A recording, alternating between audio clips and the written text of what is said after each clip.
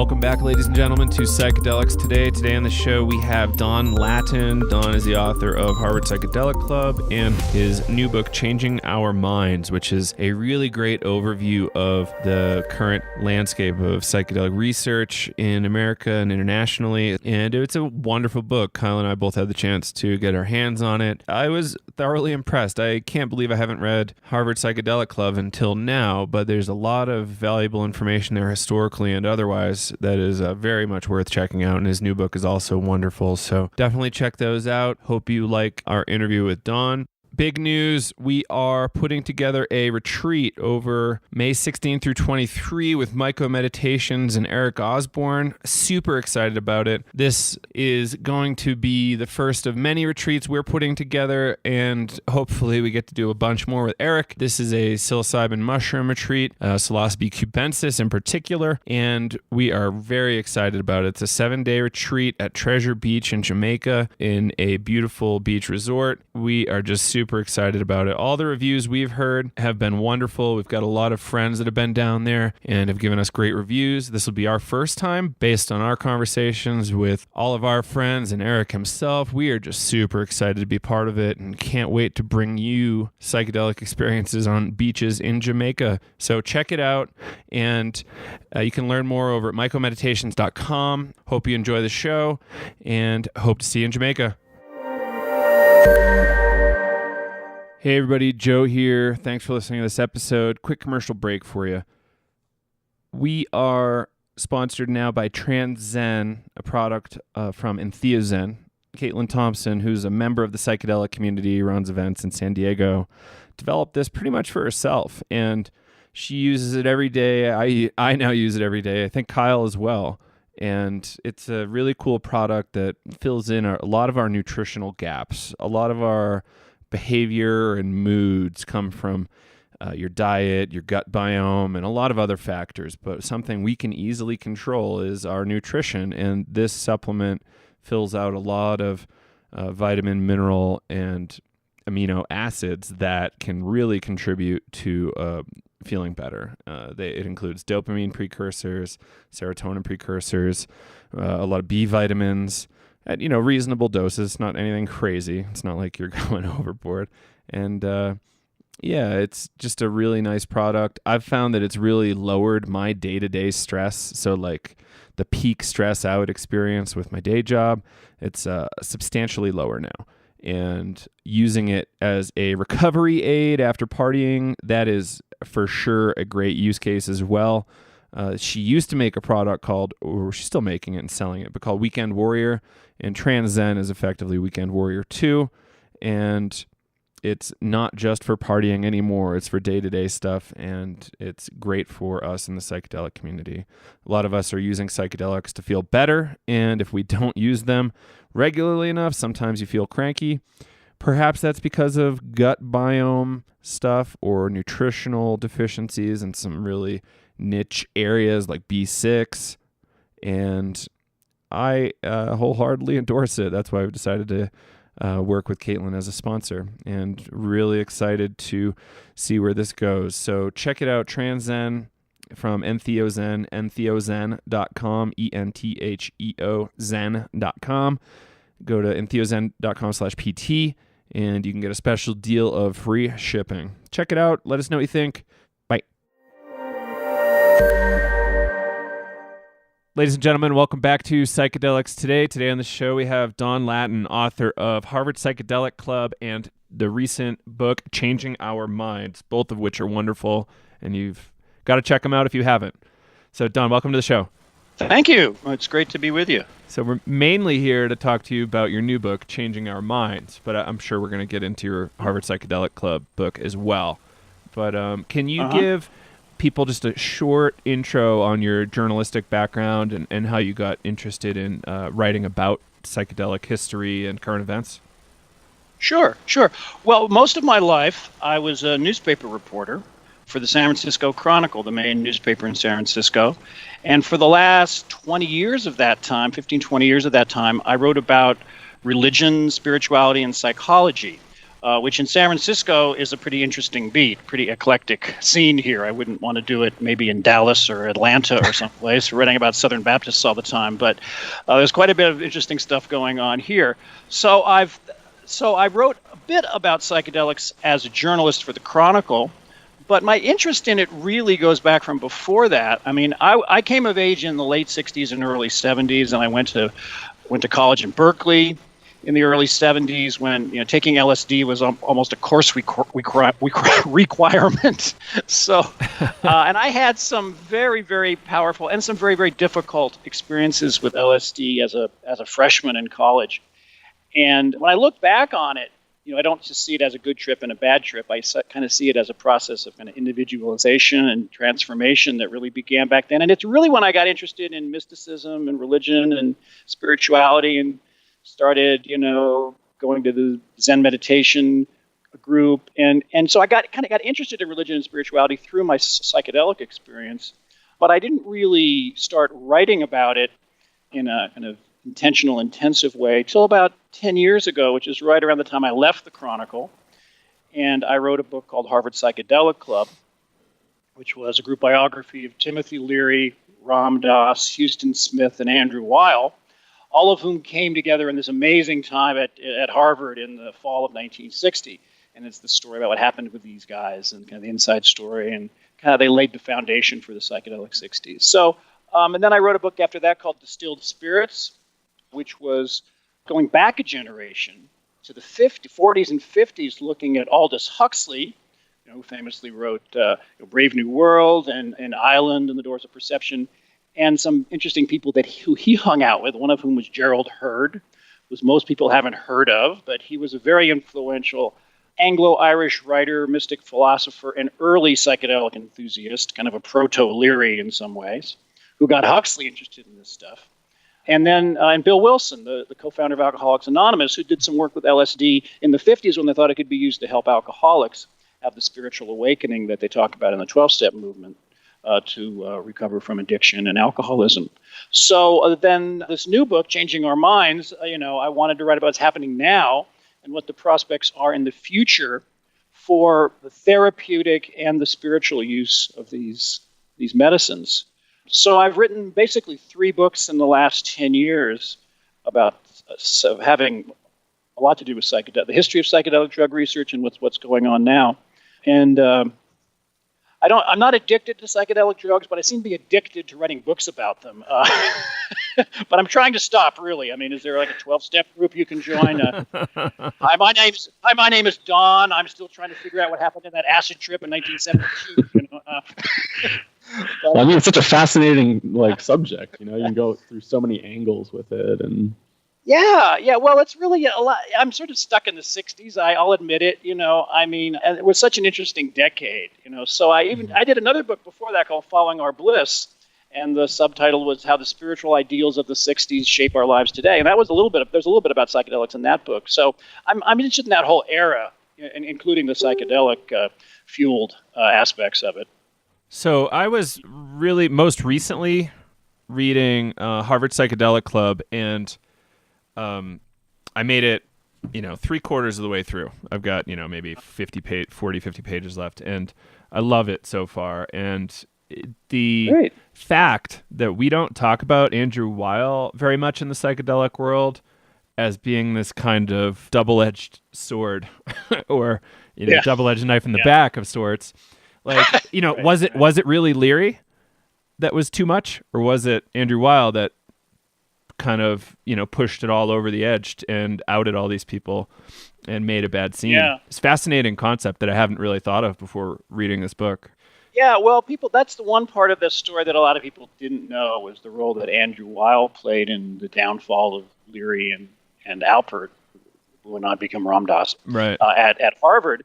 I mean, most people think of Andrew Weil as like a holistic health, integrative medicine guru, and he's done some really great work, in that area, alternative medicine. But he really began as a drug writer. I mean, his first book was The Natural Mind, and from chocolate to morphine, and he kind of replaced Leary and Alpert in a way as kind of the go-to guy to get the straight story on drugs, not the anti-drug propaganda. And but he was younger. I mean, he was a freshman at Harvard, and it's a kind of, I don't know if you want to go into the whole story, but basically there was a lot of jealousy and resentment, and he wound up doing an expose of I guess you could say. I mean, your question was, whose fault was it about Harvard kind of going bad? That the research project. I mean, they didn't do a lot of serious. Looking back on it, they did a few interesting projects. They did the Good Friday experiment, where they studied religious experience and psychedelics with seminarians, and they did the Concord Prison Project, where they looked at recidivism rates with convicts who had therapy with psychedelics. But a lot of that era, it was a big party. I mean, it really was, and there were. And they had agreed, Leary and Alpert had agreed not to use undergraduates in their research because, these drugs can be psychologically damaging and dangerous if you're not ready for them. And while they, famously they didn't invent the idea of set and setting, but they kind of popularized it. So they knew that, but they did violate their agreement, with the university, and they brought some undergraduates into the fold, often for some less than pure reasons. Yeah, good point. Sexual attraction, which they admit. So, it's a complicated story about what happened at Harvard. But Andy Weil was definitely the main reason. He really led kind of the crusade against them by doing an expose in the Harvard Crimson and turning his information over to the Harvard administration. Which sort of violates journalistic ethics. He was kind of a double agent in a way, working with the Harvard Crimson and helping the Harvard administration get rid of Leary and Alpert because they knew they had, two loose cannons on deck there. And I just remember reading in your most recent book that it was like Alpert gave Weil's roommate some LSD or psilocybin when they were doing it, and he became jealous. Andy Weil had a roommate whose name was Ronnie Winston, who was the son of a famous jeweler. Harry Winston is very well known, and he was also a big donor.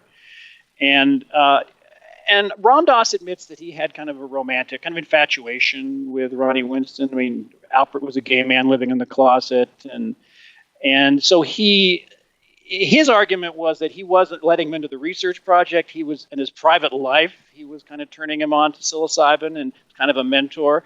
And but the university failed to grasp or appreciate the difference between that and making him part of the research project. And that's the thing. I mean, the research project and their private lives were so interconnected. I mean, they were doing this in Leary's house. It's like no professional they had all kinds boundaries. of crazy characters. They had, Allen Ginsberg and William Burroughs and, jazz musicians and writers. And, it was nothing like the clinical trials for the research that I'm writing about in my new book. I mean, it's interesting to contrast, the difference. I mean, it's a different world. So totally different world. No randomly controlled trial. Yeah, and I think personally they did see a separation between the research and like giving it to friends, but it was like it was definitely huge gray zones.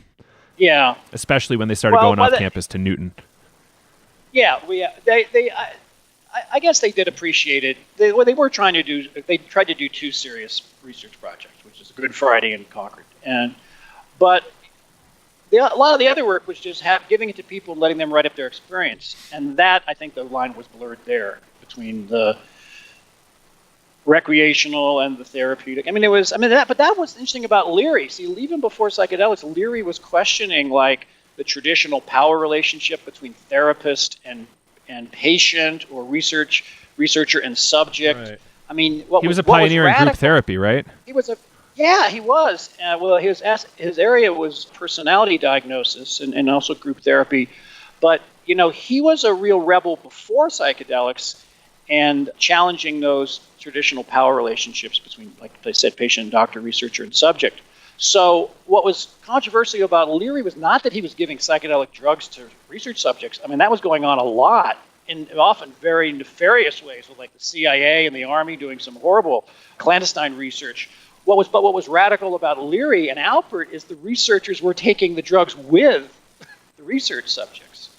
And that was not just to have a party.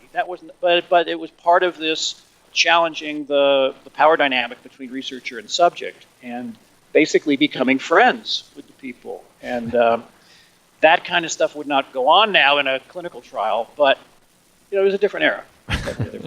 And and Leary was doing that too, even with the prisoners that they were doing research on as well. Right. I was reading they were sometimes like Ralph Metzner was one of the graduate students, and sometimes the graduate students would take the psilocybin, and the convicts would be the guides.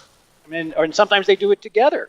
So, and of course, the problem with that research was they didn't have a control group, where there was a group of prisoners who got all the support and help. But they would also meet with people after they got out of prison and work with them and help them. So there wasn't a control group of people who got all the other help and fellowship and friendship, but didn't take the psilocybin. So it was really difficult to separate out what the effect was the psilocybin and all the other associated assistance that these guys got. Plus, it turned out later that Leary really fudged some of the numbers on that. So there were a lot of problems with that research project when you really look back and study it. Yeah. So maybe let's jump over to your new book, since that might not be something people are aware of. So obviously there's this new renaissance of research that's been happening for the past, 15 years, I guess since early 1990s. It kind of kicked up almost with 20 Strassman. years now. Yeah. So how did you go about coming up with some sort of narrative there? Because it's such a broad thing. There's so much happening in this world, so many players. Yeah. Well, I try to do kind of a survey of the whole scene, and not just the therapeutic, the clinical trials, but also some of the spiritual exploration that's going on with ayahuasca mainly. So, the book is more of a kind of an overview of this whole renaissance of psychedelic research and spiritual exploration. So there really isn't one kind of story going through it like there is with, say, Harvard Psychedelic Club. So that was one of the challenges. What to include, what not to include. I basically, most of the book, or more than half the book, are about the clinical trials that are being sponsored by either MAPS, Multidisciplinary Association for Psychedelic Studies, and the Hefter Research Institute. MAPS using Mdma mainly to help people with PTSD, including U.S. soldiers, veterans, and then Hefter using psilocybin for therapy for treating people with depression. Initially, cancer patients and people with a life-threatening diagnosis who are suffering from depression. But in the next phase of their research, they're opening it up, so it's anybody could be eligible to be a research subject who's dealing with depression if they meet other criteria. So what I'm really trying to do in this book is tell the human story, both the research subjects who have amazing stories to tell. These Iraqi war veterans and the things that they went through. That's the first chapter. It's called Wounded Warrior, about one of these soldiers whose life was really destroyed by the PTSD after his tour of duty in Iraq, and how the MDMA helped him. So it's really the human stories of people that are suffering from trauma, from depression, from a life-threatening diagnosis, alcoholics who have gotten help with psilocybin-assisted therapy, smokers, nicotine addicts. There's been some really positive results there. And also there's a chapter on ibogaine and heroin and opiate addicts who are cleaning up with the help of ibogaine, which is kind of an amazing substance. It's just kind of uniquely works for opiate addiction, for other kinds of addiction, which is interesting. So I think what really brings the book ties the book together are these human stories of people really getting help with these medicines. And then there's the whole question of the so-called betterment of well people, people who basically are using this to just become more aware, more compassionate people, and more spiritually aware, spiritually conscious people. So there's a few chapters on that as well, both in terms of working with therapeutic guides in that regard, and also more kind of shamanistic spiritual groups, mainly using ayahuasca. So it's really an overview of this whole renaissance that's going on right now, and it's really coming above. It's stuff that's been going on underground for years, and it's coming up above ground now with the therapeutic side, with these clinical trials, which are approved by the FDA and the DEA. And then the ayahuasca scene is coming. Some of these churches can openly use ayahuasca as a sacrament. The Brazilian-based churches can because of some Supreme Court decisions. And so it's a really interesting time. A lot of people compare it to kind of what happened with marijuana, with the medicalization of marijuana, and then the broader kind of reform of marijuana laws. So it's a really interesting time. It's all happening right now. So back in the early to mid 80s, there was this MDMA scene in Dallas, I think centered around the Stark Club. You only covered it a little bit.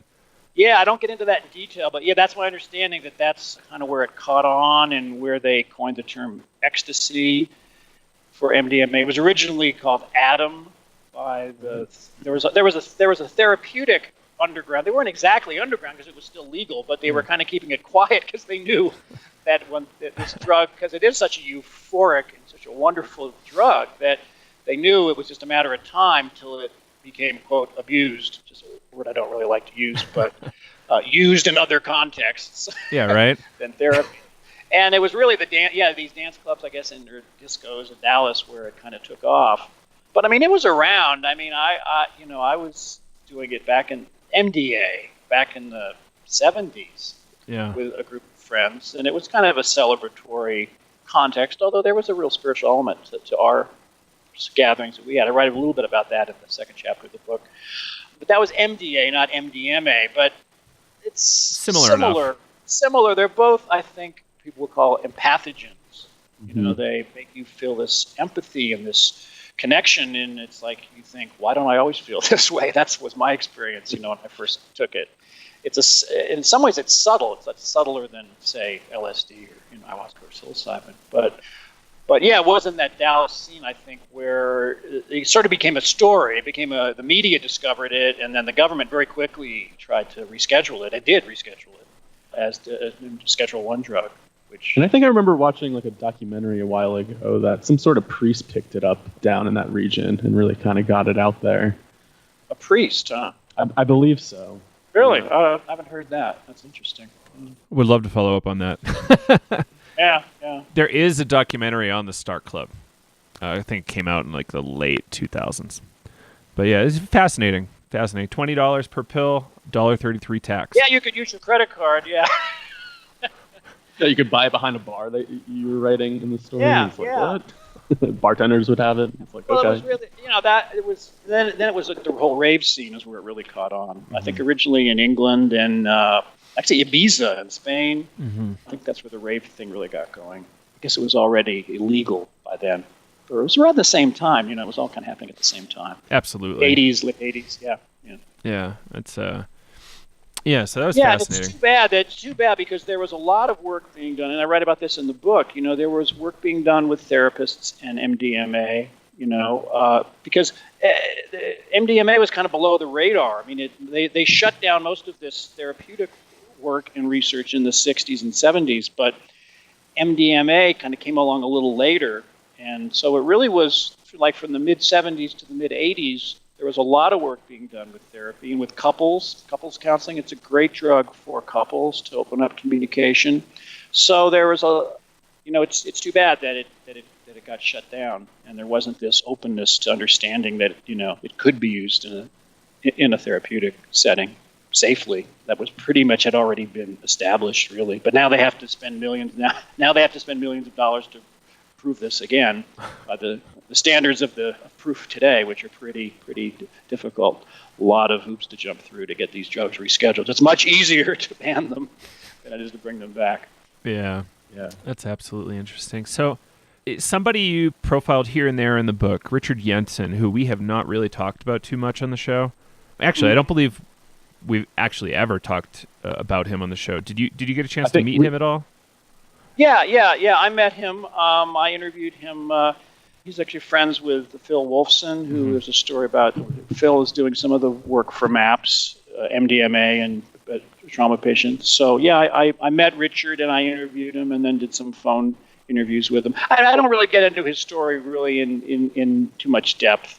But, he and Ralph Metzner, and as I tell the story, they're in a chapter where, they're both obviously sympathetic to the movement to reschedule these drugs, the work that MAPS and Hefter are doing, but they kind of question the whole medicalization model and all this money that's being spent. Ralph Metzner, maybe more so.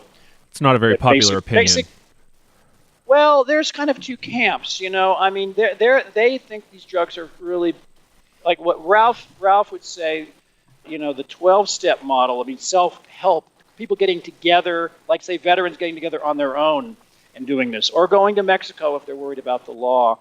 That's the model to help people, say, with trauma, with dealing with PTSD, that sort of thing.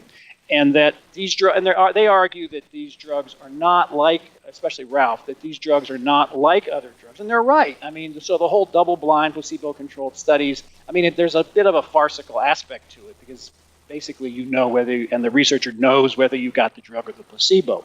But this is the game you have to play, or this is the research you have to do to get approved by the FDA. So both Jensen and Ralph are. Basically, they're kind of loyal opposition. They're not opposed to this. They're all for the drugs being rescheduled, but they just question whether it's really worth all the money and the time that it's taking. And then they also point out, I think Richard Jensen points out that, these government approvals can be withdrawn as easily as they can be given. Come here. And there's a political aspect to this. But, basically they're all on the same side in that they want to see these drugs used if they can help people. Right, and I think you stated that Jensen's actually doing some MDMA work up in Canada now. Yeah, he did a little bit with MAPS. It was a small project, and I think there were some problems with finishing it off. This work is very difficult to do.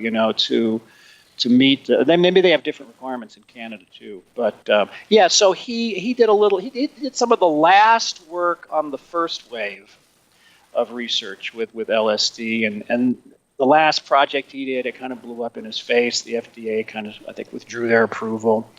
So he's been kind of in and out of the scene, of the above ground therapeutic scene. I mean, he's more interested, I think, in some of the shamanic aspects of this work.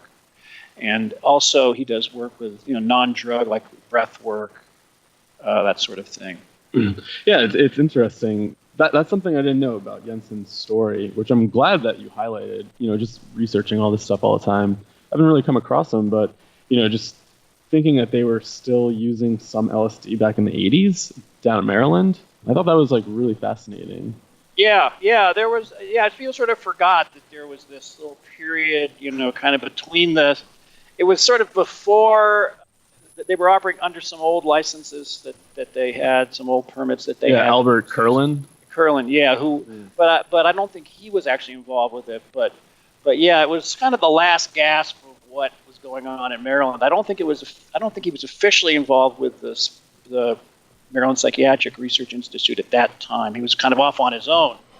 But he had worked there. He'd worked there with Stan Groff and Bill Richards. And so after they shut that down, Jensen continued to do some work with MAPS, early years of MAPS. But it didn't work out. They got some bad press. They got an article in Esquire magazine that kind of blew up in their face just as they were getting going, and the FDA kind of shut them down or put the roadblocks up. So it never really got the study done. And they were I think if I remember correct, they were dealing with alcoholics. Yeah. In that project. Yeah. Yeah, it was just interesting piece of history. So thinking about this book for anybody that's in the psychedelic community, kind of going through, a lot of people that listen to the show might know about some of the research that's going on and know some of that. But some of the backstories in this book are just phenomenal, just because, that's something that I didn't really know about, was part of Jensen's story. And I don't know, it's just really great information for anybody in the community.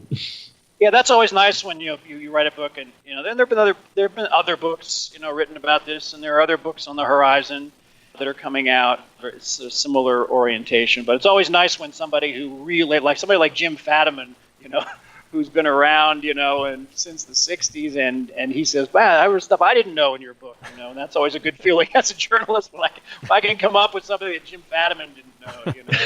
He wrote a really nice blurb too for me on the back of the book, so. Yeah, and the same thing with the Harvard Psychedelic Club. I mean, people thought when I first heard I was doing that book, oh no, not another book about Leary in the '60s, and but there were a lot of aspects of the story that people really didn't know. That was the Andrew Weil kind of part of the story. I mean, it had been mentioned, but no one knew the whole story with Andy Weil had his role at Harvard. So, yeah, that's one of the things I like to do is go back and kind of, I do dozens, scores of interviews with people for these books, and you really kind of get into the backstory and some of the aspects of it that really aren't that well known. So, yeah. Let me read this blurb from Bill Richards. accurate, comprehensive, and powerful. If you want to understand the responsible use of psychedelics and feel its pulse, this book is for you. And Bill Richards obviously being very eminent in the field. It's pretty awesome too. Yeah. That was very nice of him to say that. And he's and one reason I appreciate that endorsement from Bill is that he's really, I think, one of the few guys who was involved in both the first wave of research. He was very, very involved, more than Richard Jensen, actually, and in some ways more than Stan Groff, the Maryland Psychiatric Research Institute, and then what it became later. And he's really the only one who did research both in the first wave and the second wave in a real meaningful way.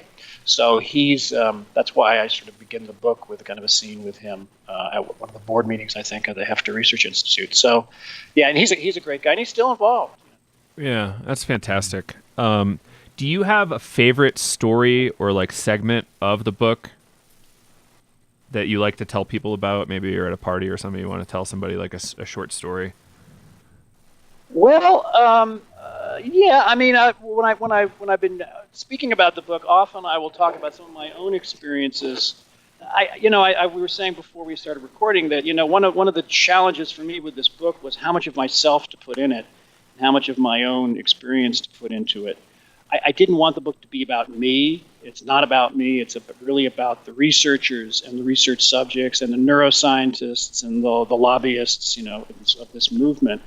But I did feel that it was important for me to experience these medicines, drugs, pathogens, entheogens, whatever word you want to use, in the therapeutic, as close as I could get to the therapeutic or shamanic spiritual context that I was writing about. I did a lot of psychedelics back in the day, back in the 70s, but I hadn't really done them for quite a while, and I didn't really do them with a therapy in mind so much consciously, or even in really a shamanic setting before.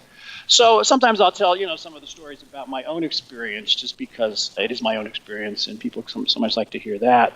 But I think some of the most powerful stories are really actually what happened with the Nigel McCurry, the Iraqi war vet, who I write about in the first chapter. I mean, that's why I start out. I mean, if you want, I could read a little section or something if you want to get a taste of it, or I could just tell you. And the other story I sometimes will tell is my own experience in Brazil with ayahuasca. Yeah. Because that was the first time that I had done.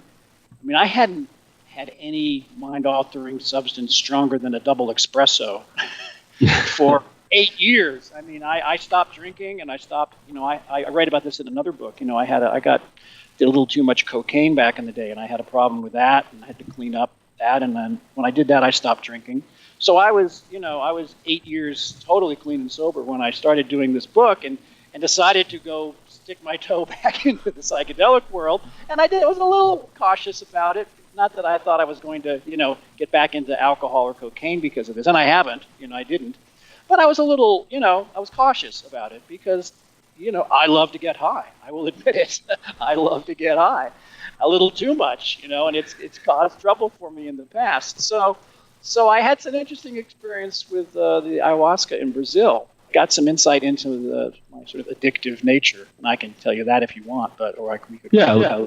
Want me to read, or you want me to just tell you? I mean, to read some, or just tell you? No, you could go off the cuff. Yeah. Yeah. Okay. Well, one of the things that was interesting about it was I planned this trip, and I didn't know that if you were on antidepressants, you really have to be careful with ayahuasca. That you can have a drug interaction, something called a serotonin surge. So at the last minute, I had to stop. I had to stop I was on antidepressants, and I was already trying to get off them and thinking I wanted to get off them. So in a way, part of my motivation was to find another way to deal with my own kind of melancholy moods, and I know there'd been a lot of research with psilocybin and depression and ketamine and depression, and I wasn't sure about ayahuasca and depression. I just knew you shouldn't mix antidepressants, I got off them, and then that was kind of what was on my mind when I did the Ayahuasca Circle, which was at this retreat center outside of Rio. It's not really associated with Santa Daime, although some of the ritual looks similar. It's a guy who's a really amazing musician, Brazilian musician, who leads these ceremonies. So the music is fantastic. He's a great guitar player and percussionist. And so, it was an all-night ceremony, in the jungle in Brazil. You really you hear the birds and the insects, and you're in the rainforest, so you really feel it. And everyone's dressed in white, the men on one side, the women on the other. And I went into it thinking that I wanted to understand this thing called depression. What is this? This melancholy, and kind of that was my intention. They say you should go in with an intention of something to look at. But what happened was not that. What actually happened was, I wasn't really having any powerful visuals. You read all these stories. You read like Terence McKenna's stories about the machine elves and all this stuff, and you kind of have this expectation you're going to see these giant insects, or you're going to go through these, Byzantine bejeweled cities of bliss, and you're going to have all this. I had none of that. I guess I'm not a visualizer. A certain percentage of people actually don't have much visual kind of experience with this. But I'm in the circle, and I've had a couple of the drinks of the tea all night, and the music is going on, and we're singing the Iscaros, the sacred songs in Portuguese, and trying to keep up with the songs. And I was looking at a string of, I closed my eyes like, okay, I wanted to have a vision. I'm trying to have a vision. I'm closing my eyes, and I see this little string of lights, kind of like Christmas tree lights. And one light kind of draws me. It says, "Follow me." And one of the things that people had said is that ayahuasca is like a teacher. There's an intuitive kind of a sense to it, like the medicine has some idea of what you need, which I thought, oh, that's ridiculous. How could a plant know what I need? And I had this kind of skeptical attitude towards that. But during the session, during the night, I followed this light, and it took me to this sort of tour of my own brain. Like I was going into my own brain, following this light, and at a certain point, this teacher says, "Sit here and listen." So I'm sitting up above my own kind of consciousness, listening to my addict brain talking to my higher kind of power brain. And they're having this conversation, and I'm just listening. And it's like the higher power brain is saying, "What is it about you and more? You always want more, more, more, more. You never experience, what you're experiencing because of this craving for more." And then the addict brain is talking back. And I'm just sitting there kind of listening to this conversation. And it's the kind of conversation you could have with yourself anyway, but there was this qualitative difference in that I was kind of above my own consciousness, listening to these two sides of myself talking. And meanwhile, in the back, all the hymns are going on and the music is happening. And there was a line in Portuguese where the word amor, which was love, one of the words they were chanting, and I kind of heard it as not more but amor. Not more stuff, not more drugs, not more food, not more alcohol, but love. Not more, but more. And that kind of became this mantra. And that was kind of my lesson, sort of looking at my, addictive tendencies. So, I tell the story because it was a very subtle thing on the one hand, but it was also very powerful because of the sort of perspective of the conscious perspective, how I was hearing it. It's hard to, as you know, it can be hard to explain why these things have such meaning. It almost sounds trite when you tell it, but it's what these medicines do. The medicines and the music and the setting, it makes everything infused with such meaning and power.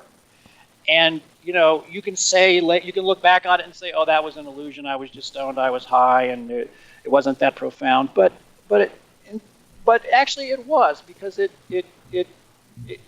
I sort of experienced that on a deeper level, So that was just one example of how they've helped me.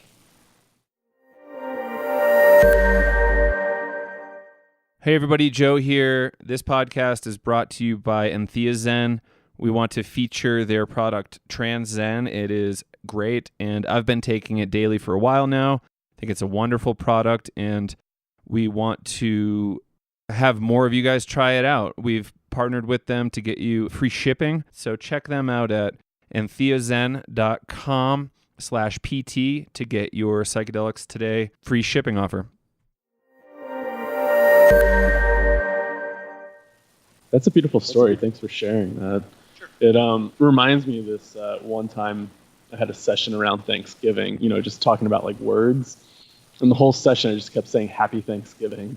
And it had such a different meaning of just being thankful for everything in my life at that moment. And it was so healing. I was like, wow, I've never really thought about like what it means to be this thankful. I'm like, oh, happy Thanksgiving. Like, this is great. So just thinking about like gratitude at a much deeper level. Yeah. And that gratitude is one of the things that I have experienced, on a lot of these medicines. And, I write about this in the book too. I mean, I've been using as an alternative. I never went back on antidepressants.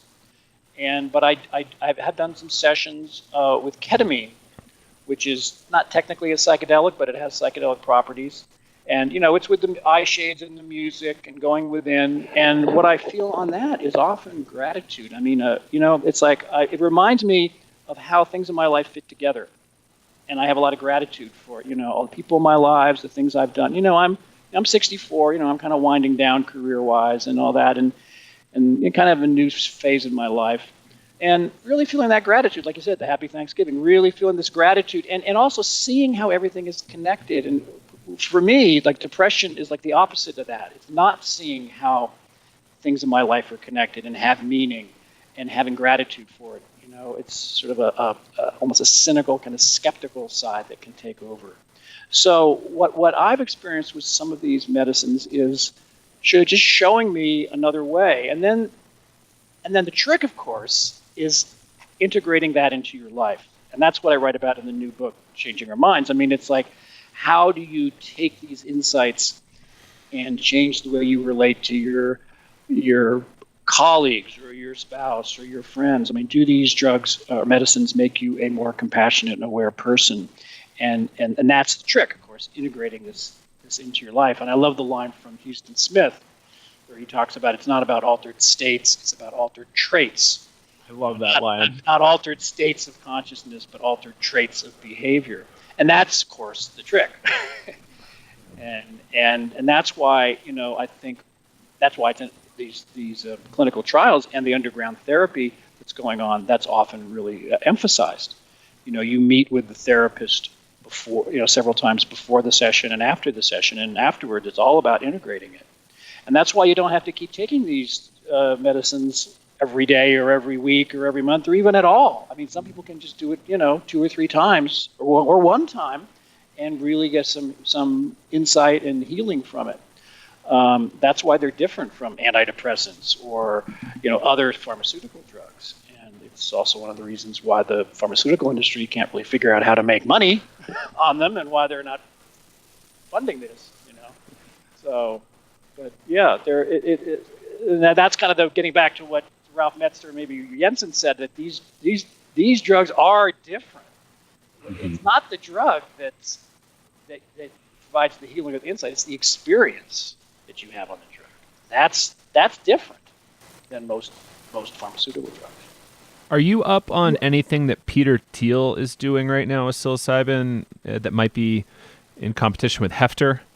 I've heard a little bit about it, but not enough to right. Really okay, no worries. About, Yeah, but you can tell me about it. What do you know?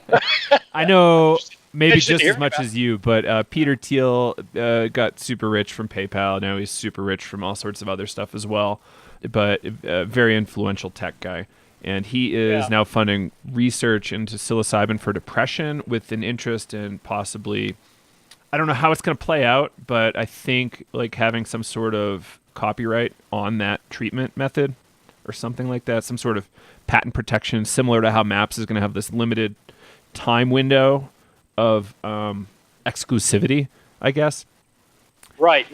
Well, my understanding was, I don't know about Thiel, but yeah, this is called data exclusivity, and that's the strategy for MAPS, is that you can't really patent MDMA because I guess that's already been patented. Really old, yeah. Yeah, it's old, but you can, if you show you can make a new medicine out of it, you can have like the exclusive right to use it for that purpose, and that would be the only purpose it would be rescheduled for. So basically, you could get like a like a 5 or 6 year kind of monopoly, right? Which and Rick Doblin at MAPS argues that's rather than having to constantly raise money because it's very expensive to do this research, that they would use that money to do more research and But my understanding is that I don't know about Thiel, but Hefter is not taking that. Hefter is doing most of the research that I'm writing about with psilocybin, and I don't know if Teal's involved with them or not. I didn't hear him come up in that context. There's some other people that are working with Hefter, but right. Yeah, I think you mentioned you got to meet some really wealthy, influential folks in one of your books there who were like donors. Yeah, okay, so here's an article here. Teal backs company with plans to start clinical trials on magic mushrooms to treat depression. Obviously, they're not going to use magic mushrooms. They're going to use an isolated compound. Version. Yeah. But is that the Hefter? That might be something actually It's called new. Compass Pathways. It's not Hefter.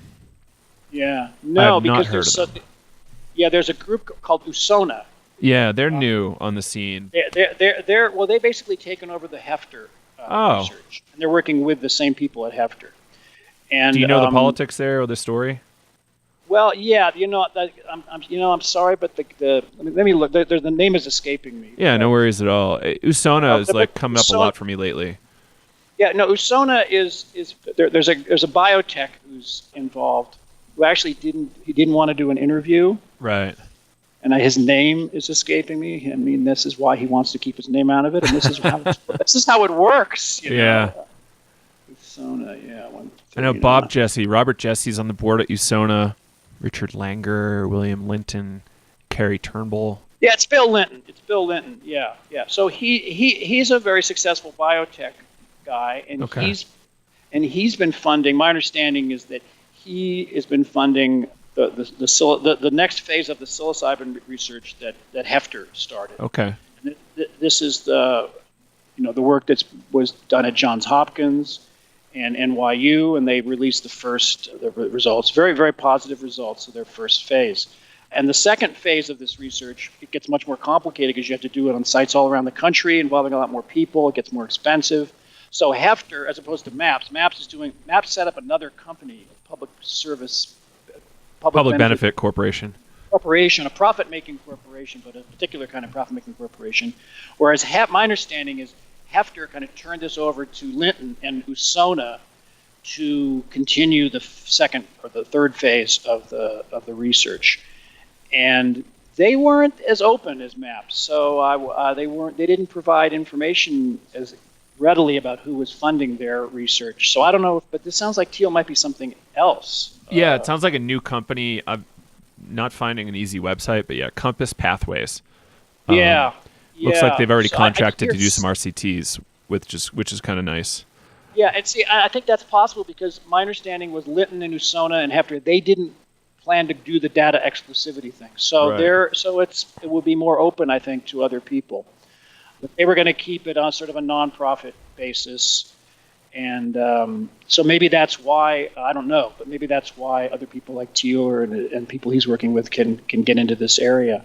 It's just another kind of strategy for how to fund this stuff. Because, one of the problems is that even though the government has been shown that this can really help, like people like soldiers with PTSD, which is a multi-billion-dollar problem for the VA, they haven't funded it. I mean, they're letting it happen because they're giving such positive results. But so it's private money. You have to find private money to fund this, and it's very, very expensive to do this in a way that the FDA will reschedule. So, yeah. So here's what I know about them. The more the merrier, in terms of rich guys want to come in and fund this stuff. I know people are afraid about them, like trying to put out a monopoly or something, but I think more research, the better. So these guys got founded mid-2016. They started raising funds January 2017, and it looks like they raised £4 million. So it looks like this is going to be a European. Oh, they're in England. It looks like, they're in England. Yeah. Yeah, no, I heard something about that when I was just finishing up the reporting on my book, but I didn't get into it.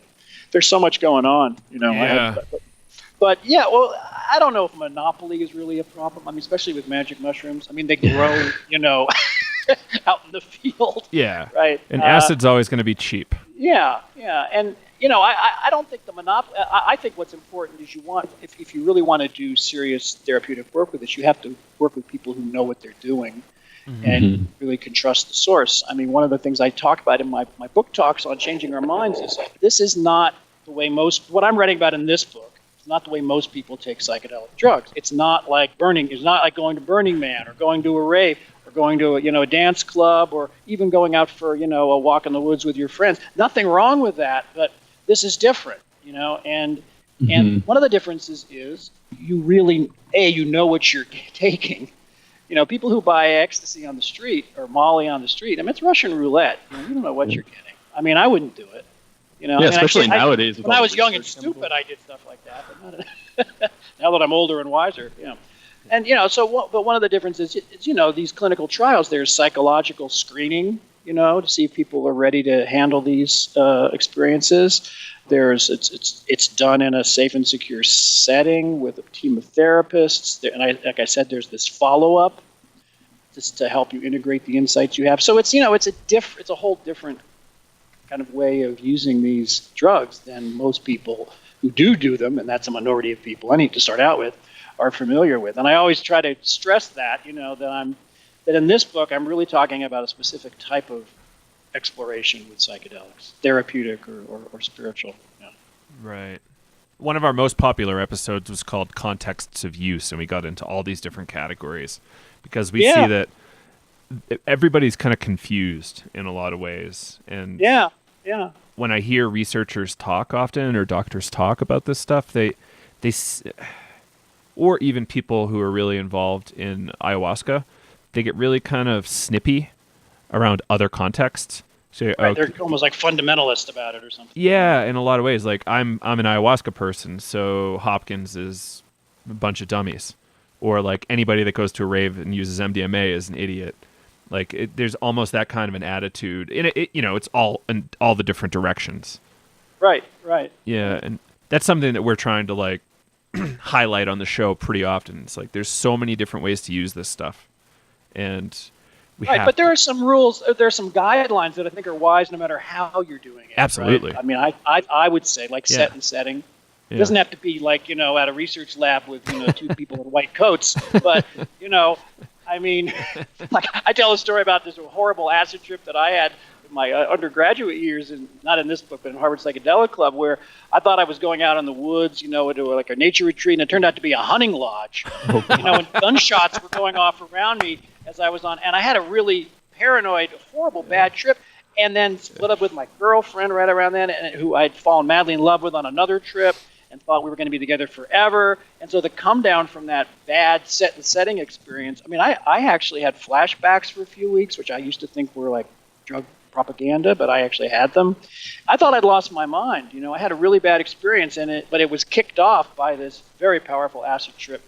I don't know, we were at least 400 micrograms, Wow. We took a lot. We took big doses back then, but it was being in a place with these hunters. We were these young hippies, 19-year-old long hairs, and they were shooting shotguns around us, and talk about a recipe for a bad trip, right? Jeez. So it's terrifying. And then we went back to this lodge. It's a long story, but I mean, it was such a bad experience that it really took me weeks to recover from it, and I was concerned that I'd permanently fried my brain. I think I came out saner than I went in the long run, but man, it was a trial by fire. So, and I've said that some of my book talks on this. I wish I had a therapist or a trusted guide who I could have talked to, about what was going on in my life, at the time. And that's why I think this work is important, whether it's underground or above ground. I think it's really important to have a trusted friend, at least, to take these things. We totally saw this need, and we actually developed a class that goes over all the fundamentals from drug testing to set and setting, how to create the right environment, prepare. It's called Navigating Psychedelics. And we even got like master classes together from all these different experts with different subspecialties, and find it's really helpful for people who don't have experience, or maybe they do, but it's all just like kind of hippie wisdom that's not necessarily true. Right. Yeah. So. Well, that's great. That sounds like great work. Yeah. Thank you. It's been really helpful, I think, for a lot of folks. And drug testing, thank God, is available now. It was not available in the 60s. Yeah. Anything from home reagent kits to mass spectrometry. They used to have this. They used to have this thing called, I think it was called Farm Chem. We're back in the 70s, at least, where you could do drug testing. Yeah. Really? Was it mail-in? Yeah, I think they shut it down at some point. But yeah, it was called. I think it was called Farm Chem, if I'm remembering right. Another side effect of too much of this stuff. Remembering, the line. Remember the 60s? You weren't there. So. Yeah. There's some funny stuff in the book about wheels. They did shut it down. I think they did shut it down, and that's MAPS has had that problem with some of their work at the harm reduction work at like the Zendo, like the Burning Man people, I think were resistant to even let them in because it was acknowledging that, yes, people are taking psychedelic drugs at Burning Man. Like, that's big news, By having the harm reduction tent there, they were kind of acknowledging it. I think they've loosened up on that. Yeah, they have. I think it's a lot easier now because there's such a good precedent set around harm reduction, but they're still exposed to this thing called the Rave Act, where that's what it is. Yeah, you can be liable or something. And all of your assets can be seized. So it's like all of your bank account and your property and whatever. Hopefully, an LLC protects that, but that's still tough. A tough blow. Yeah. Couldn't imagine. Have they actually done that with people, or there's just a threat that's out there? I believe it's been done, but people are pretty careful these days. That's insane. Yeah, right. Yeah, just trying to keep people safe and yeah. So I'm curious, doing all this research and putting this book together. Is there like one piece of like wisdom that you pulled from like interviewing all these people? I know that's a big question, but like, what's one thing that like stuck out from you the most from like interviewing all these folks and doing this research? Yeah, I don't know. One of the interesting things is to talk to people who've never had a psychedelic experience before. They call them psychedelically naive, And what's just amazing to me, and I understand why, having experienced this stuff myself, but how people will say, it could be older people too, will say like, this is one of the most profound experiences I've ever had in my life. And just that, and often these are people who are they'll never even want to take it again. It's just, but just the value of having that experience and just being shown a new way of being, a new way of relating to the world, a new kind of consciousness. And like I say, the trick is integrating those lessons into your life. And that if there's any kind of wisdom that I'm still working on, a lesson I'm still working on, it's how to do that, So I think that would be it. It's like what really kind of ties together a lot of the stories in Changing Our Minds is that transformative kind of experience that people have. And it doesn't matter if they're dealing with nicotine or alcohol or PTSD or depression. It's just this, it's really almost a religious conversion, a kind of a transformative experience that people have. And when doesn't matter whatever the context is, it can be a friend, it can be a therapist, it can be a shaman, but someone who's going to help you take that seriously. It's not just, whoa, wow, that was weird. That was, I mean, if you're partying with some young people partying with friends, it's like, oh, that was, you were so, wigged out last night, and kind of dismissing it as just this, you were so high, almost dismissing it like in a joking way. But it's basically having someone who's going to help you take that experience seriously, right, and do something in your life with it. I think that, for me, that's what's important. Because the experiences are fleeting by their very nature. They're fleeting. Yeah. And it can seem silly, when you look back. The whole universe is in this grain of sand, and you go on and on and on about that, or But there is some spiritual truth in that. There is a lesson in that. But it's like, so finding a way to, like I say, integrate it and take it seriously and just do something with it. I think that's the lesson for me in this work. Yeah, thanks for that. So Kyle and I have a strong background with Stan Groff's work and holotropic breath work, and one of Groff's regular comments is about alienation being the illness of our age. And in the closing, we actually got to meet Jeff Guss a couple times, do some breath work with him. I think he was one of the professors that you got to chat with, psychiatrist. Sorry. Yeah. And he's just like connection. Yeah, connection was his thing. So it's like, this is, and Gus, I don't think is by any means a Groff person, like in the Groff lineage, but he's his own person doing psychedelic research. And it's like, two very different streams in the psychedelic current are talking about connection and alienation. Yeah, well, that's the word that a lot of people will say, including myself. Yeah. When you're in this state, or you'll, whether you say it or not, you'll feel it. And it's connection and integration, and that getting over the myth of separation. That we really are, all connected on some level that we can't really understand, but we can sort of experience it in a new way. with these medicines and these substances, and that's one of the most amazing things about it. And that's why when I think I told the story before about when I went into the ayahuasca session, it was like connection versus rumination. Like rumination for me is like this kind of negative thought loop, and it can be negative or positive. It's just a thought loop, right? And there's this interesting work which I don't quite understand. I mean, I'm not a neuroscientist. I have a chapter on the science of this, which is probably not the strongest chapter in the book, but I'm trying to explain it to a lay audience, so maybe I'm a good person to do it. But this default mode network and how that relates to this thing we call ego, whatever that is, But there does seem to be this kind of ego dissolution going on. It's kind of rising out of your ego or this default mode network. And my understanding of this default mode network, it's related to depression and rumination, is that you kind of go in this almost spiral. And so the brain chemistry is somehow sort of neuroplasticity, or kind of freeing you from that or rising up above that. And I don't really understand it, but I have experienced it, on these medicines. And it's something that you can remember.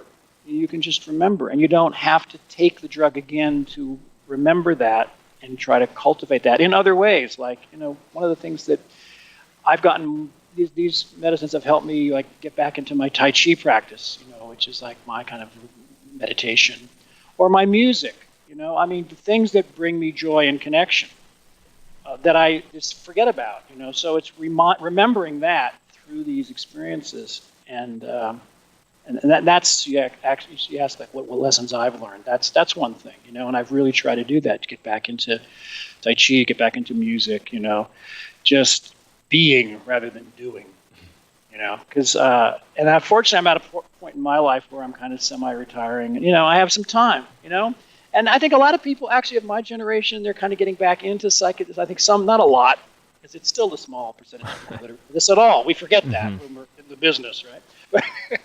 But there are people now that came of age in the 60s and 70s, the baby boomers, who now have a little more time on their hands. Their children are grown. They don't have to worry about being responsible for their children.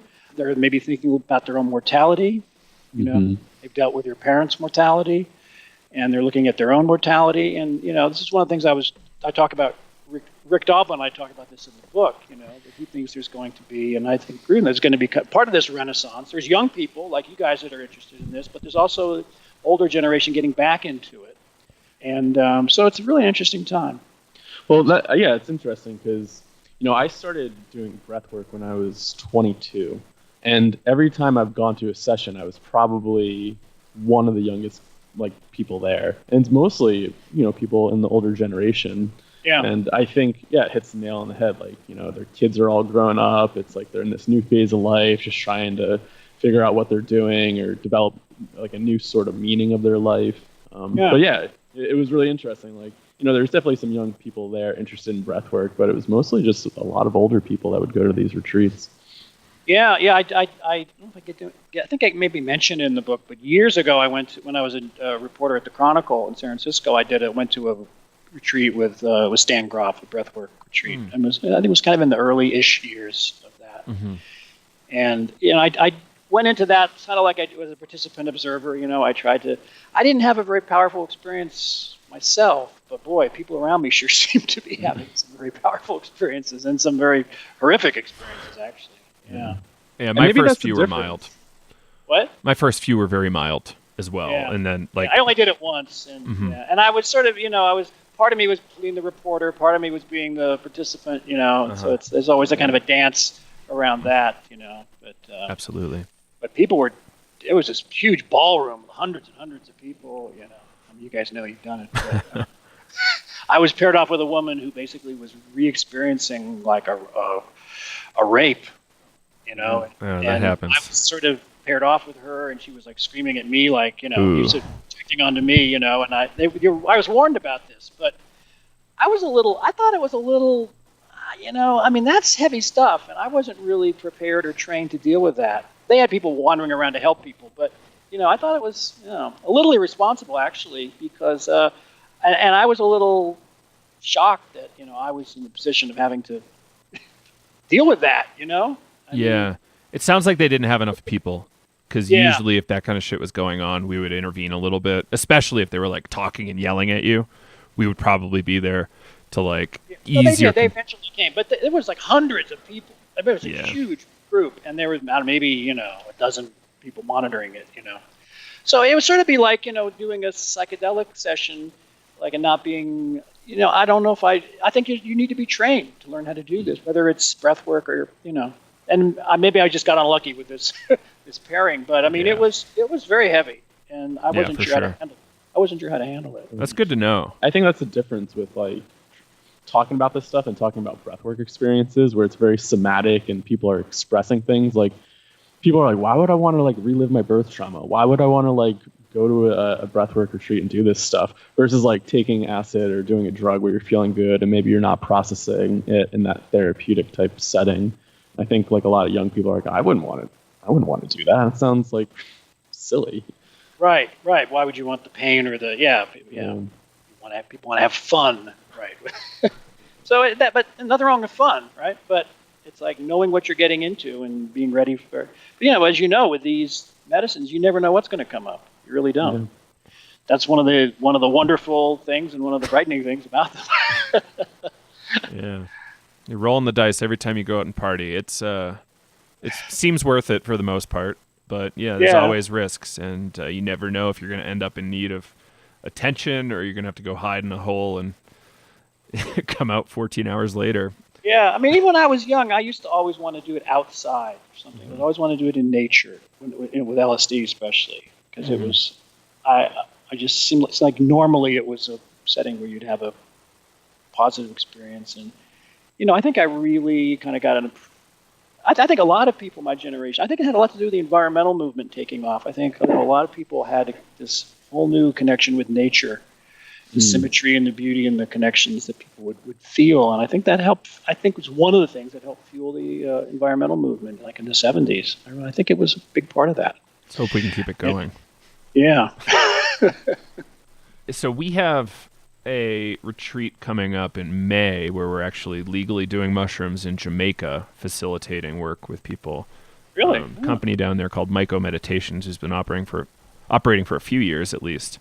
And he's got a lot of experience from underground work in the States that he eventually got in trouble for, but very skilled guy, Eric Osborne. And we're pretty excited because I think we're going to be in Jamaica quite a bit in the near future doing this work. And that's going to be very interesting. Yeah, on a beach resort. It's legal there. Yeah. It's just so taboo in the culture. They never had to make a law against it. It's kind of like tied in with voodoo and witchcraft. So they're like, don't need to make a law on that. No one's eating them. So, interesting. And I heard something about that. Yeah. He's an expert grower, so it's not like we're doing just gross ditch mushrooms or something. It's nice, high quality, consistent product, and in a nice pill form, so you don't have to chew it. And it's your dose by I think the 1/2 gram. So you take 1/2 gram pills of dried. Well, that's the thing about mushrooms, though. You never really know you never know the dose, because some are, like one batch can be a lot stronger than another. So I'm hoping we can figure that out. Like hopefully you do a big enough batch, and then the big batch is consistent across the batch because you've at least, I don't know, stirred it up enough. That's the hope. I think that's a problem to solve, but I think we're close. Yeah, well, I guess that's why why they use synthesized psilocybin for the clinical trials, is they can really control the dose. And one of the things that they're trying to understand is what is the best dose, and it's not always the largest dose. Amen. The therapeutic effect, Yeah. Mm-hmm. And they even found, like with MDMA, they found that like too small of a dose of MDMA can actually have an anti-therapeutic effect. It can actually increase anxiety, but not get to the healing point. So that's why this research is so important, because we have to really understand, how to use these medicines. You have to do the research, and you have to know exactly what the dose is. I remember Michael and Holly. Was it Michael Baumgartner? Is that his name, Kyle? He came to Breathwork. He's Michael Bogenschutz. Bogenschutz, yeah. He and Holly, I forget her last name. I'm sorry, Holly. But they were talking about how even placebo recipients, they couldn't always tell if the placebo recipient was on a psilocybin or not. Yeah, it's very rare, but that's fascinating to me. You could have this wild psychedelic experience on placebo.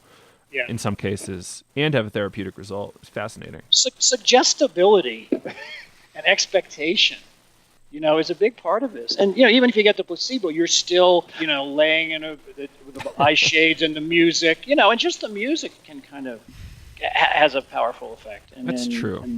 And the mixture of the medicine and the music is really, I almost think the music is as important in some ways as the medicine, Yeah. And getting that mix down. Yeah, Bogenschutz. Yeah, I have a chapter on addiction. He's done a lot. He did some of that work at New Mexico and now at NYU.